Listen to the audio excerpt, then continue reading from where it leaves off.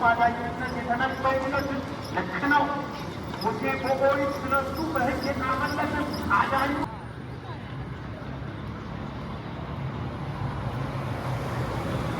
ሰላም ውድ ቻናል ቤተሰቦች እንዴት ናችሁልኝ? እኔ በጣም ደህና ነኝ። ዛሬ ደግሞ የምንመለከተው የቦሌ አዲሱን ኮሪደር ይሆናል። ከቦሌ መድኃኔዓለም ወደ ሞኢንኮ ድረስ የተሰራው ማለት ነው። እንግዲህ መነሻችንን ከቦሌ ትምህርት ቤት በላይ በኩል ትንሽ ከፍ አድርገን እንጀምራለን። ነገር ግን የተወሰነ ቆርጬ ወደ ኋላ ያደረኩት አለ። እንግዲህ ሃይላይቶች እየተመለከትን ያለ ነው። በተለይ ደግሞ በዚህ በቦሌ መድኃኔዓለም እና በቦሌ መሰናዶ ትምህርት ቤት መካከል ባለው መንገድ አዲስ የተሰራው ኮሪደር ማለት ነው። እዛ ላይ ያሉ አንዳንድ ላንድ ማርኮች፣ ታዋቂ ቦታዎች እንደዚሁም ደግሞ ከኮሪደሩ በኋላ ምን እንደሚመስል እነሱን ነው የምንመለከተው። እንግዲህ አዳዲስ ቤተሰቦች ሰብስክራይብ ያደረጋችሁ፣ ነባር ቤተሰቦችም ሀሳብ አስተያየት፣ ላይክ እና ሼር ማድረግ አይረሳ። እንግዲህ ቪዲዮ ጀምረናል። እንደምትመለከቱት ኢርና ሞል ፊት ለፊት ወይ ደግሞ የቦሌ መድኃኔዓለም ቸርች ወይ ደግሞ ቤተክርስቲያን ፊት ለፊት አካባቢ በመነሳት በቀጥታ በቦሌ መሰናዶ ትምህርት ቤት እንዲሁም ደግሞ በቸርቹ መሀል እያደረግን እስከ ሞኢንኮ ድረስ እናመራለን። ከዚህ በፊት የነበረው በዚህ በቦሌ አቅጣጫ ማለት ነው ከቦሌ ትምህርት ቤት በራፍ አካባቢ ያለውን ወደ በኋላ ላይ እንመለከተዋለን። ወደ መጨረሻ እናደርጋለን። እንግዲህ መነሻችን እዚሁ በማድረግ ያው ትምህርት ቤቱን እንደምትመለከቱት ነው። በዚህ በግራ በኩል ያለው አዲስ የተሰራ አንድ ነጭ ህንጻ አለ። ከዛ ባሻገር ደግሞ ያው የምትመለከቱት ይሄኛው ፊት ለፊት ያለው ሌላ በመሰራት ላይ የሚገኘው አለ። እንግዲህ እንደሚታወቀው ያ መደዳ ከዚህ በፊት እንደዚህ በርካታ ህንጻ መሳሪያዎች፣ የቤተክርስቲያን እቃዎች የሚሸጡ ሱቆች ምናምን የነበሩበት መደዳ ነው። አሁን እየተራመድን ያለንበት ማለት ነው። እንግዲህ እዚህ አካባቢ ያው ትምህርት ቤቱ ሞኢንኮ፣ እንደዚሁም ደግሞ ሀያት ሆስፒታል እና ትልቁ ደግሞ ቤተክርስቲያኑ የዚህ ቦሌ መድኃኔዓለም ያው አፍሪካ ውስጥ አሉ ከሚባሉ ትልልቅ ካቴድራል ቸርቾች መካከል አንዱ ያው ይሄ የምትመለከቱት ነው። ሞኢንኮ ያው ከዚህ በፊት ስለ ሂስትሪው አንዳንድ ነገሮች ብያችሁ ነበረ። እንግዲህ ከአውሮፓውያን ከጎርጎራውያን ካላንደር ጀምሮ ከ1959 ጀምሮ ማለት ነው ወደ ሜክሲኮ አካባቢ ስራ በመጀመር በ200 ሺህ ካፒታል ኢትዮጵያ ውስጥ ትልቅ ረጅም ዓመታት ያስቆጠረ ትልቅ ተቋም ነው። አሁን ደግሞ ያው ኤሌክትሪክ መኪኖችንም የሚያስመጣው እሱ እንደሆነ ይታወቃል። ያው የቶዮታ መኪኖችን በማስመጣት ነበረ ስራ የጀመረው። አሁን ላይ ያው ወደ ቃሊቲ አካባቢ እንደዚሁ የመገጣጠሚያም አለው። እንግዲህ ከ1959 በፈረንጆቹ ጀምሮ ማለት ረጅም ዓመታትን ኢትዮጵያ ውስጥ ያሳለፈ በጣም ትልቅ ተቋም እንደሆነ ከዚህ በፊት በነበረው እንግዲህ ተመልክተን ነበረ። ያው አካባቢው እንደምትመለከቱት በጣም ንጹህና እንደዚሁም ደግሞ ጽዱ ሆኗል። በተለይ ደግሞ ካለቀ በኋላ ማለት ነው ሞር አብዛኛው ቦታ ላይ ያው እርግጥ እዚህኛው አካባቢ ወደ ቦሌ ኤሪያ ማለት ነው ሙሉ ለሙሉ እንግዲህ በበርካታ ፕሮጀክቶች እየተለወጠ እንደሆነ ይታወቃል። ያው የምትመለከቱትም እንግዲህ ታክሲ እዚህ አካባቢ የሚጭኑ አሉ። ያው ጧት በተለይ ወደ ሜክሲኮ ምናምን እንደዚሁም ደግሞ ወደ መገናኛ ወደ ሰሚት አቅጣጫ የሚጭኑ የታክሲ ሰልፍ የሚጠብቁ ሰዎችን ነው እየተመለከታችሁ ያላችሁት። እንግዲህ የትምህርት ቤቱ አጥር ላይ ማለት ነው። እንግዲህ በስተ ቀኛችን የሚታወቀው ቦሌ መድኃኔዓለም ያው አፍሪካ ውስጥ ሁለተኛው ግዙፍ ካቴድራል እንደሆነ ይታወቃል።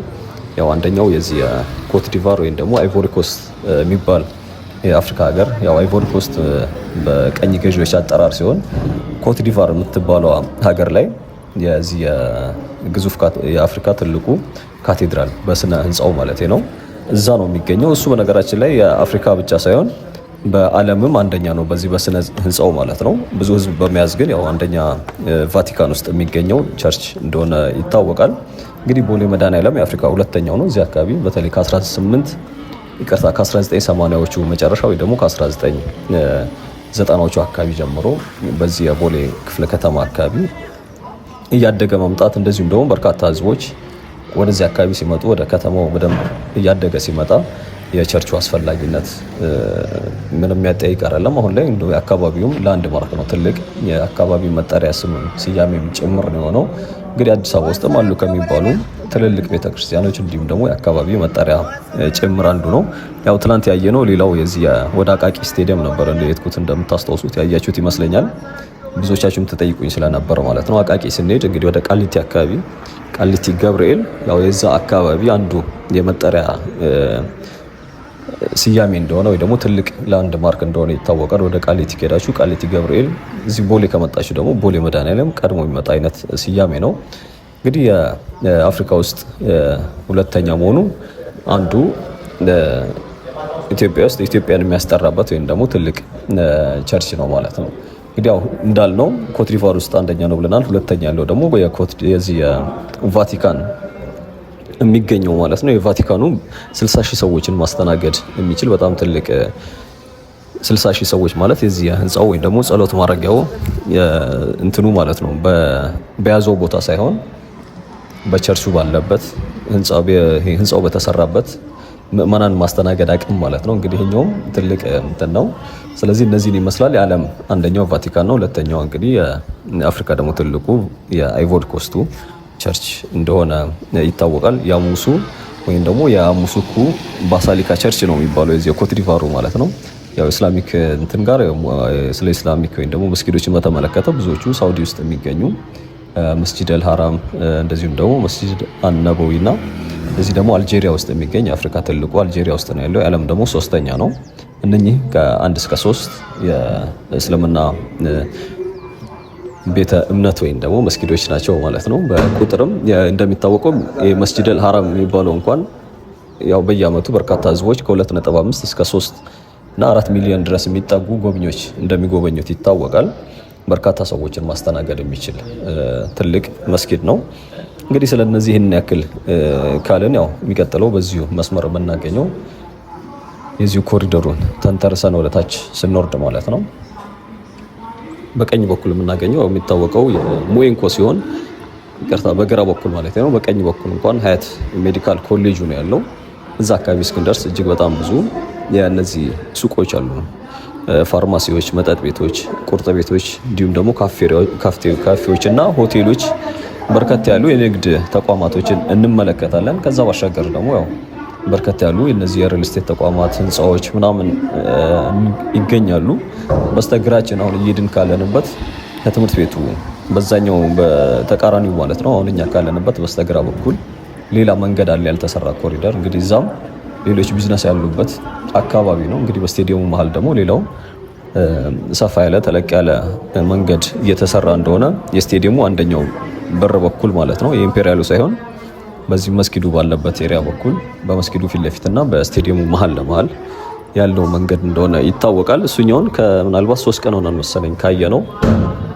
እሱም ትልቅ የሆነ አሁን ላይ እዚህ ቦሌ አካባቢ ላይ እየተሰሩ ካሉ ፕሮጀክቶች አሁን ላይ በብዛት ብዙ ፎከስ ተደርጎበት እየተሰራ የሚገኘው እንግዲህ መንገድ ወይም ደግሞ ፕሮጀክት እሱ ነው። እንግዲህ እሱን እንዳልነው ከትላንትና ወዲያ ወይ ደግሞ 3 ቀን ቢሆነው ነው ካየ ነው። ምናልባት የሆነ ነገሮች ሲኖሩት ተመልሰን መጥተን የምናየው ነው የሚሆነው። እንግዲህ ይሄ መደዳ ያው ሌላው ደግሞ አንዱ የሚታወቅበት የቦሌ መሰናዶ ትምህርት ቤት ሲሆን ይህም ትምህርት ቤት ደግሞ ለአካባቢው እንዲሁም ደግሞ ኢቭን ራቅ ላሉ ቦታዎች ጭምር የትምህርት አገልግሎት የሚሰጥ ለተማሪዎች ትልቅ ተቋም እንዲሁም ደግሞ እንደ ላንድ ማርክ ነው። ቦሌ መሰናዶ ትምህርት ቤት አዲስ አበባ ውስጥ ከሚታወቁ ትምህርት ቤቶች መካከል አንዱ ነው። ያው ያን ያክል ታሪኩ የቆየ ባይሆንም ያን ያክል እንደ ኮከበ ጽባህ ከዚህ በፊት ስናያቸው እንደነበሩ ወይ ደግሞ መድኃኔዓለም አዲስ ከተማ እንዳሉ አይነት ትምህርት ቤቶች ታሪካዊ ባይሆንም አካባቢው ላይ ግን ኢቭን ከየካ ከቦሌ ምናምን ከተለያዩ ቦታዎች እየመጡ ኢቭን ከቂርቆስም አንዳንድ ቦታዎች ጭምር ወደዚህ እየመጡ የሚማሩ በተለይ በፊት ላይ አሁን እንኳን እነዚህ ፕሪፓራቶሪ ትምህርት ቤቶች ብዙ ቦታ ላይ እየተከፈቱ እንዲሁም ደግሞ ምናልባት እስከ 10 ድረስ ያስተምሩ የነበሩ ትምህርት ቤቶች አቅማቸውን በማሳደግ እስከ 11 እና 12 መጨመራቸው ያን ያክል ተማሪዎች ሩቅ የሚጓዙበት አይነት እንትኖች የሉም። ለአብነት ከዚህ በፊት ስንመለከተው የነበረው እዚህ የቺቺኒያ ኮሪደር ላይ ያለው የዶክተር አዲስ አለማየሁ ትምህርት ቤት 9 እና 10 ያስተምር እንደነበር ከዛ በኋላ ግን ወደ 11 እና 12ም መቀበል እንደጀመረ ከዚህ በፊት በነበረው ቪዲዮ ተመልክተን ነበር ወይም ደግሞ ነግራችሁ ነበር። ይሄኛው ከዛ በፊት 9 እና 11 አያስተምሩም ነበር። የሚያስተምረው ሙሉ ለሙሉ 11 እና 12ን ሁለቱን ክፍሎች ብቻ የነበረ የሚያስተምረው። በኋላ ላይ ግን 9ም 10ም መቀበል ጀምሮ ካፓሲቲውን አሳደገ። ያኛውም በተመሳሳይ እዛ አካባቢ ያለው የዚህ ዶክተር አዲስ አለማየሁ 11 እና 12 በማስተማር አቅሙን ወይም ደግሞ እንትኑን ከፍ አደረገ ማለት ነው። ስለዚህ ያው ሌሎች ለዚህ አቅራቢያ ያሉ ሌላው ትምህርት ቤት እዚህ ኮከበ ጽባህ ትምህርት ቤት አንዱ ነው። ወደዚህ ወደ ቀበና ጋር የሚገኘው ማለት ነው። ቀበና እንግዲህ ተደጋጋሚ ስናየው የነበረው አካባቢ በዛ በፕሮጀክቱም የተነሳ በወንዝ ዳርቻው በተሰራው ማለት ነው። በዛም የተነሳ ብዙ ጊዜ ስናየው ነበረ። ትምህርት ቤቱ መሆን እድሳት ተደርጎለት ምናምን ከዚህ በፊት እንዳየነው ይታወሳል። እንግዲህ ወደ መስቀለኛው መንገድ እየደረስን ነው የምንገኘው። በዚህም በግራ ወደ ስቴዲየሙ አቅጣጫ የሚወስድ በቀኝ ደግሞ ወደዚህ ወደ የቦሌ ብራስ አንደኛው መስቀለኛ መንገድ እስከ ምናልባት የፍሬንድሺፕ የሚያስወጣው ማለት ነው። ፍሬንድሺፕ ወይ ደግሞ ይቅርታ ፍሬንድሺፕ አልኩኝ። ፍሬንድሺፕ ሞሉ ያለበት ይሄ ደግሞ የንግድ ተቋማቶች እና አለም ሲኒማ መደዳ ማለት ነው። ካልሆነ ደግሞ ወደዚህ ወደ ሚሊኒየም አዳራሽ ማለት ነው፣ ወደዛ የሚወስድ መንገድ አለ። እንግዲህ እንደምትመለከቱት ካፌዎች እየተከፈቱ ነው የሚገኙት። በነገራችን ላይ እንትን እድሳት እየተደረገለት እንደሆነ ይታወቃል። የዚህ ሚሊኒየም አዳራሽ ቦሌ አካባቢ አንዱ በደንብ ከሚታወቁ ነገሮች ውስጥ አንዱ ደግሞ ሚሊኒየም አዳራሽ ያው በርካታ ሰዎች በተለይ በፊት ላይ ኮንሰርቶች፣ እንደዚሁም ደግሞ ኤግዚቢሽኖች፣ የተለያዩ ነገሮች መንፈሳዊ ስብሰባ ወይም ደግሞ ዝግጅቶች እንደሚካሄድበት ይታወቃል። አሁን ላይ ያው ሙሉ ለሙሉ ገና እድሳት ላይ ነው ያለው። እንግዲህ አሁን በግራ በኩል ያው ፋርማሲዎች፣ መጠጥ ቤቶች፣ እንደዚሁም ደግሞ ካፌዎች፣ የተለያዩ አገልግሎት ሰጪ ተቋማቶች ትመለከታላችሁ በግራ በኩል ማለት ነው። በቀኝ በኩል ያው እዚህ ጋር ኦቪድም ጀምሯል ኦልሬዲ እንደምታዩት። ከኦቪድም ባሻገር ደግሞ በስተጀርባ በኩል ደግሞ ውስጡ ላይ ሌሎች የሪል ስቴት ተቋማቶች አሉ። እንግዲህ አንድ የፓርኪንግ ስፍራ ወረድ ስንላለ ከዛ ባሻገር ያው በብዛት በዚህኛው መደዳ ሞኢንኮ ጋር እስክንደርስ ድረስ ወይ ደግሞ ሌላኛው ከቦሌ መድኃኔዓለም ከቦሌ ኤርፖርት ወደ መገናኛ የሚወስደው መስመር ጫፍ ነው እንግዲህ ቀጥታ የምንወጣው። እንግዲህ እኛ ወደ ቀኝ ስንዞር ቦሌ ብራስ ነው ያለው፣ ወደ ግራው ደግሞ የዚህ የስቴዲየሙ ያለበት ወደ ኢምፔሪያል አቅጣጫ የሚወስደው ሲሆን ወደ ቀኝ ከዞርን ያው ሌላ አንድ ፕሮጀክት እንዳለ ይታወቃል። ተጀምሮ አልተጠናቀቀም፣ ለምን እንደሆነ አላውቅም። የዚህ አንደርግራውንድ መተላለፊያው ማለት ነው የመገናኛም እንዲሁም ደግሞ ቦሌ ጋር ብራስ ጋር እንዳሉ ይታወቃል። ከዚህ በፊት አይተናቸው ነበር። ይሄን የመገናኛውን እንኳን አላየነውም። ይሄ ቦሌ ብራስ ጋር ያለው ተመልክተነው ነበር። ልክ 4 ኪሎ ጋር እንደተሰራው አይነት ሰዎች በአንደርግራውንድ የሚተላለፉበት የትራፊክ ፍሰቱን የተጨናነቀውን የሚቀንስ አደጋም በዛው ልክ የሚቀንስ አይነት የዚህ የመሬት ስር መተላለፊያ መንገዶች ናቸው። ከዛ ባሻገር ያው ሱቆች የሚኖሯቸዋል ግራውንድ ላይ እዛው መሬት ስር። ለምሳሌ 4 ኪሎ ጋር ከዚህ በፊት ቆይተናል። በእርግጥ በጣም ብዙ ምናልባት አይታችሁት ይሆናል። ሱቆች ምናምን አሉ በብዛት ቡና የሚሸጡ እንደዚሁም ደግሞ የተለያዩ እቃዎችን የሚሸጡ ግራውንዱ ስር ሱቆች እንዳሉ ይታወቃል። እንግዲህ ያው ይሄ መተላለፊያ ይሄ መንገድ እንደምታዩት ኮሪዶሩ እግረኛው በሸክላ የተሰራ ሲሆን ሰፋ ያለ ከዚህ በፊት ከነበረው አንጻር በጣም የማይገናኝ በፊት ያው ታስታውሱታላችሁ። እግረኛው በተለይ በጣም ተበላሽቶ ነበር አርጅቶ ማለት ነው። ከዛም ባሻገር ደግሞ የተቆፋፈረ ስለነበረው መኪናም እግረኛም እንግዲህ የነበረውን አስፋልት ነው ሲጠቀሙ የነበሩት አንዱን አስፋልቱን ብቻ ማለት ነው። አሁን ላይ በምታዩት መልኩ እንግዲህ ይሄ የምታዩትን ይመስላል ማለት ነው። እንግዲህ እስከ መጨረሻው ድረስ አብረን ሆነን እስኪ ወክ እያደረግን ሙሉ ለሙሉ እንመለከተዋለን። ያው ተመልሰን ከመጣን በኋላ ከቦሌ ትምህርት ቤት እና በአዲሱ ስቴዲየም መሀል ላይ ያለውን ያልተሰራውን ኮሪደር መነሻ እሱን ያው ጠይቃችሁ ነበር፣ ግን በጣም ጨለም ያለም እንደዚሁም ደግሞ ያን ያክልም የተሰራ ነገር ስለሌለው አትራክት የሚያደርግም ስላልሆነ ነው በዛ ያልሄድኩት። የሚሻለው ይሄኛው ሙሉ ለሙሉ እንደዚህ ከተከፈተ በኋላ ስላላየ ነው ወደዚህ መምጣቱ ስለሚሻል ወደዚህ መጥቻለሁ።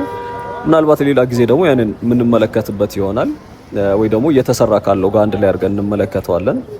ለዛሬ በዚሁ ነው መደዳ ነው የዛሬ ጉብኝታችን የምናጠናቅቀው። አብራችሁኝ ነው።